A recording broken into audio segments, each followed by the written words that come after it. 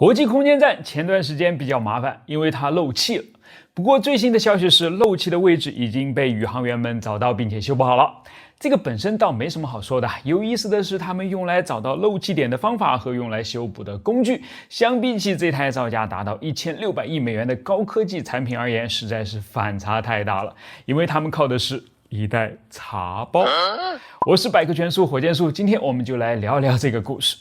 说来有点不可思议啊，但其实国际空间站一直以来就存在少量空气泄漏的，所以需要不断的用混有氧气和氮气的高压气瓶来补充损失的空气。本来这样呢，相安无事，谁也没有想着要去把漏气的问题真正解决掉。直到最近漏气的速度翻了5倍，宇航员们才不得不想办法要去堵漏了。堵漏的第一步肯定是找漏啊，而在找漏的过程中，立下奇功的居然是看起来毫不相关的茶包。这袋茶包在位于俄罗斯部分的星辰号服务舱被打开之后呢，就在微重力的作用下漂浮了起来。接着宇航员们关闭舱门，用摄像机观察茶叶的漂浮情况，他们看到茶叶缓慢地飘向墙上一处十分隐蔽的划痕，这就说明空气正是从那儿泄漏出去的。好，目标已经找到了，接着就该是采取行动了。你想，好歹这是在太空，好歹它是一台集人类最高智慧的飞行器，总该用上一点什么高级的手段来达成任务吧？但其实他们只是沾了一条胶带而已。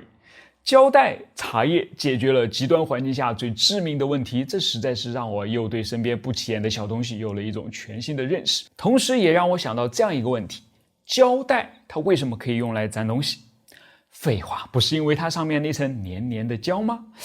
那为什么那层黏黏的胶就能把东西给粘住呢？因为它很黏啊。好吧，本质上它是一种力，能够把相隔很近的物体拉在一起的力，它叫做范德华力，得名于荷兰物理学家范德华，是一种分子间的作用力。下面我尽量用最浅显的语言来给大家讲一讲这究竟是怎样一种力，而胶带又是怎么使用这种力的。我们都知道啊，咱们身边的所有物质，包括我们自己，都是由微观层面的原子和分子组成的。原子当中包含带正电的原子核和带负电的电子，它俩所带的电荷正好相等，所以相互吸引也就相互抵消了，表现出了不带电的电中性。分子则是由原子与原子之间通过化学键结合在一起形成的。所谓化学键是指原子之间由相互交换的电子手拉手牵在一起所形成的一种结合力。它之所以能够让分子保持稳定呢，也是因为静电平衡，没有多出来的正电，也没有多出来的负电，正好两两配对，最终表现出来的也是电中性。但是来了，即使是在稳定的原子和分子当中，电子也是会发生微小的偏移的，从而改变其电荷的分布。这就意味着一个分子的某个部分会暂时带上一定的负电荷，而另一部分则带上了正电荷。于是不同的分子之间就会因此相互吸引，就像是有数十亿个微观的磁铁一样，把彼此吸引在了一起。而这种吸力呢，就叫做范德华力了。不过范德华力有2个问题，一是它仅仅只在2种材料非常靠近的情况下才会起作用，二是它是属于一种分子间的弱相互作用力，所以结合的强度并不算高。但胶带就恰恰把这2者都利用上了，来看看它是怎么做的啊。胶带通常都包含一个基底层，在基底层上面呢涂着2样东西，一样是提供弹性的橡胶聚合物，或者是其他类似橡胶的富有弹性的聚合物，你只要把它想象成果冻就可以了。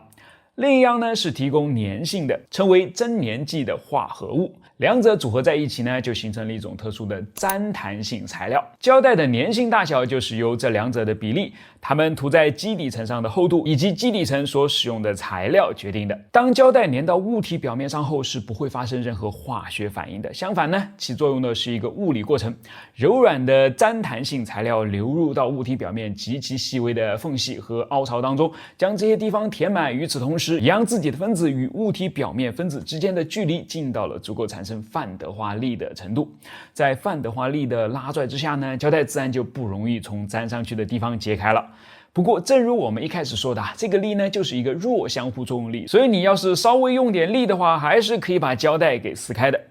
也就是说，它是一种可逆性的连接方式。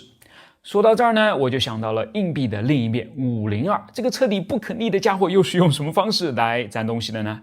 实际上它靠的也是分子之间的相互作用力，只不过这次换成了强相互作用力氢键。它是一种比较特殊的分子间的静电吸引力，存在于一个分子的氢原子与另一个分子的氧原子之间，而它的产生也与电子相关。就拿最简单的水分子来举例啊，其中的氧原子是一个贪婪的电子收集者，它霸道地将本该与氢原子共享的电子扯向了自己一边，这就使得氢原子带有一定的正电荷，而自己则带上了一点的负电荷。因此，不同分子中的氢氧原子就会互相吸引，形成所谓的氢键了。这种氢键的聚合力非常强，所以非常适合用来做胶水。这么说起来，水本身就含氢键，所以也很适合用来做胶水咯。是的啊，这就是为什么两个塑料片上沾上水之后就不太容易分开的原因了。当然咱们也不能忽视气压在其中扮演的角色。不过水会蒸发，蒸发完之后粘性就消失了，怎么才能让这样的粘性一直保持呢？就得要固化了。比如把其他含有氢键的分子，一般都是高分子，溶到水里面或者是其他溶剂当中，等水和其他的溶剂蒸发之后呢，留下来的就是固化后的粘合材料了。我们办公用的胶水，或者是木工胶水，甚至是以前人们用的面糊之类的，都是这种类型。当然也有不是靠蒸发，而是靠发生化学反应来固化的胶水，比如经典的 AB 胶、502等等。尤其是502，很奇葩的是，它变更并不是挥发了其中的水分，恰恰是它原本不含水，而是要跟粘接物体表面的水分发生化学反应后才能固化。好了，这就是今天的内容，希望它能让你在下一次撕开透明胶带时有一些不一样的体会。我是火箭叔，关注我，把有趣的科学故事讲给你听。